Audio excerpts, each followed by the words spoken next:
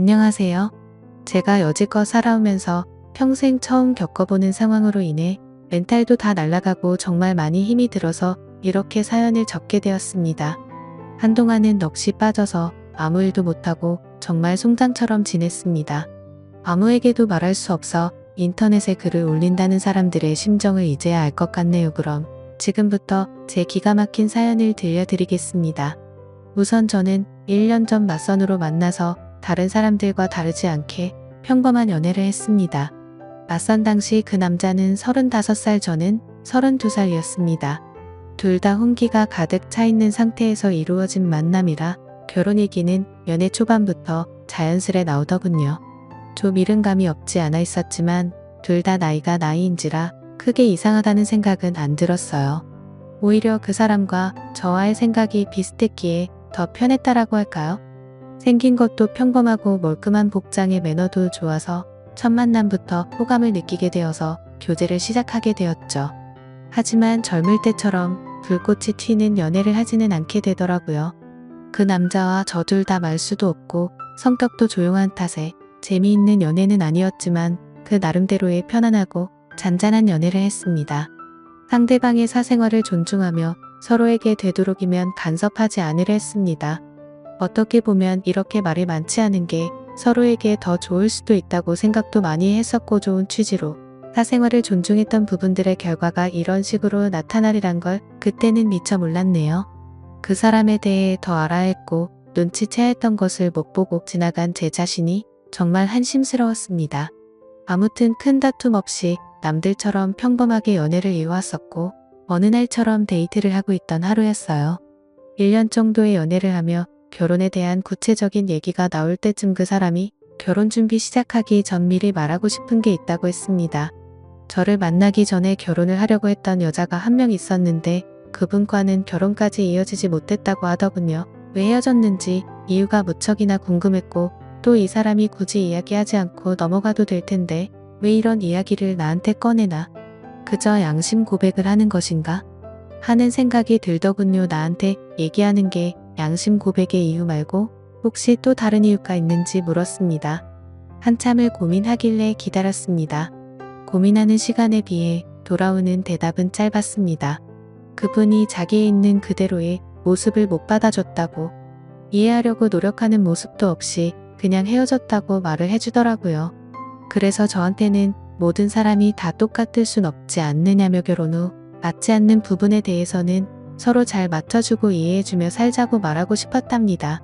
당연한 얘기를 이렇게 고심 끝에 한다는 게 이상했지만 알겠다고 서로 노력하자고 하며 넘어갔죠. 그렇게 시간이 흘러 무사히 결혼식과 피로연을 마치고 피곤한 몸으로 신혼집으로 왔습니다.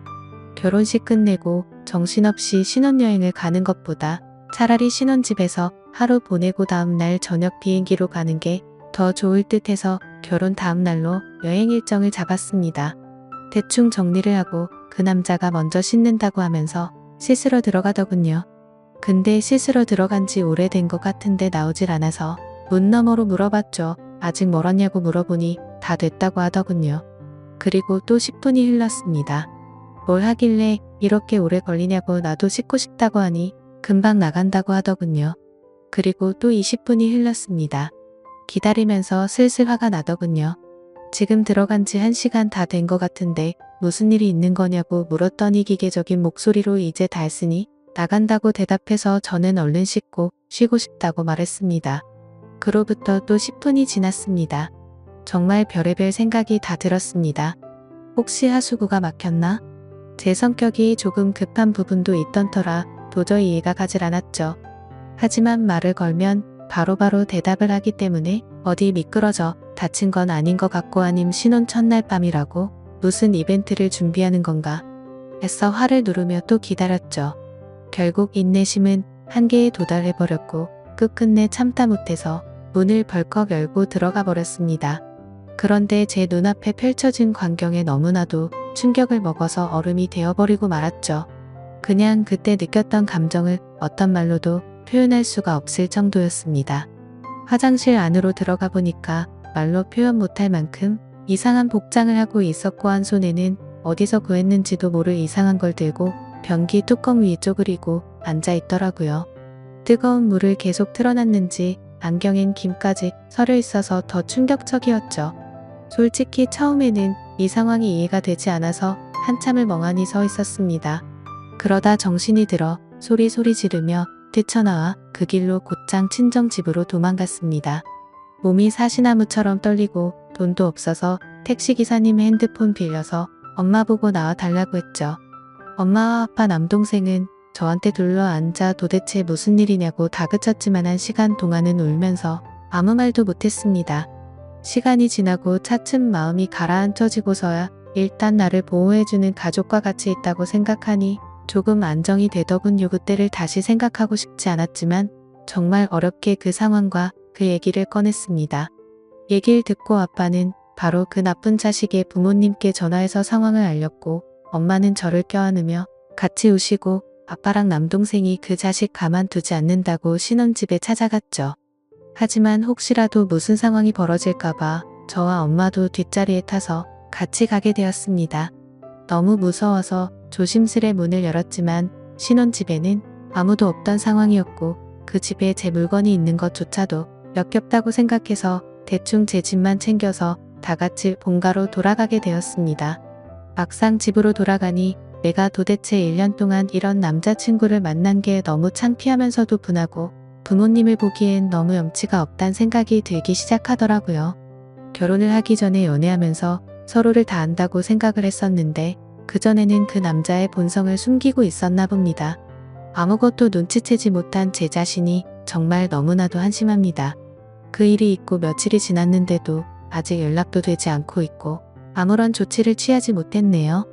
혼인신고는 안 했지만 결혼식까지 올렸는데 말이죠.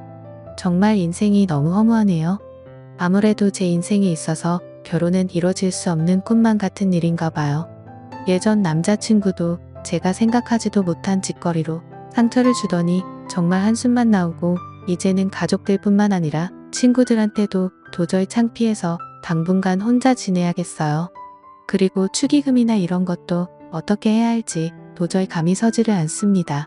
부모님께서는 그냥 놔두라고 말씀하시는데 하루도 채 안 되어서 이혼했다고 하면 사람들이 저를 어떻게 생각할까 싶어서 걱정입니다. 그냥 친척분들은 평생 한번 오신 거라고 생각하고 주변 지인들과 친구 그리고 회사 직장 동료들한테는 축의금을 돌려주는 게 어떨까 생각하고 있습니다. 솔직히 저도 억울하다면 억울하고 제가 피해자니까 이해를 해주지 않을까 하는 생각인데 여러분들 생각은 어떠신가요? 휴, 정말 하루하루가 너무 답답하고 한숨만 늘어가고 이 상황을 빨리 잊고 지냈으면 하는 바람이 가장 클 따름입니다. 오늘까진 충격 속에서 송장처럼 보냈지만 내일은 변호사 만나서 법적으로 어떤 조치를 취할 수 있는지 알아보려 합니다. 제 사연을 읽어주셔서 감사드립니다.